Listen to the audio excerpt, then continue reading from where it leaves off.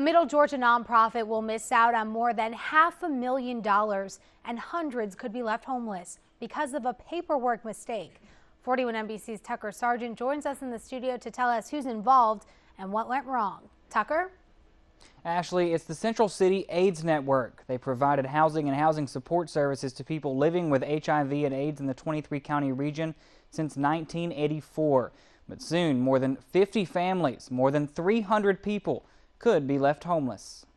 One of Middle Georgia's longest-standing nonprofit organizations will lose 90% of its funding after a grant application went wrong. I did receive a call back afterwards, about a week later, telling us that because we missed that deadline, that we would not be able to apply. CCAN Executive Director Michael Leon took over 2 years ago, but he says this was his first time applying for a grant with the Georgia Department of Community Affairs. CCAN founder Johnny Fambro says the yearly process has changed since he retired 2 years ago. DCA went to this online application, and then the IT department decided that we needed a notice of intent.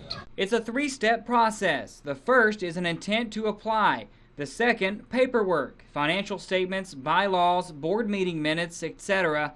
And the last step is the actual grant application. Leon made the first deadline but missed the second, while he says he was working on the grant application. My focus was on the March 30th date, which is a date for the final grant. They have a local workshop to update on the new way of doing things. I was in the hospital and didn't attend, but he went, and he was just unclear. Now, without more than $600,000, the organization that helps people suffering with HIV and AIDS could be forced to put 300 people out on the streets. Then I have at least 10 staff members, including myself, who would be out of a job. It's really difficult for me to see that a state agency using federal dollars coming into the state of Georgia would allow 300 plus people to be homeless, or that they would be at risk to homelessness over a paperwork snafu. Both Leon and Fambro say the organization should be eligible to apply for funding again next year. But now the question is what to do until then. Now, the organization was granted an extension on the current grant cycle that runs through October 31st, and that'll give the group time to seek additional funding and find places for all these people to go.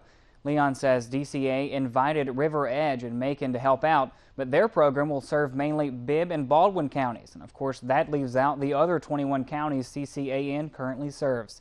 River Edge didn't return our phone call today. If you'd like to help out in any way, you can visit our website, 41NBC.com. We've posted all the information for you there.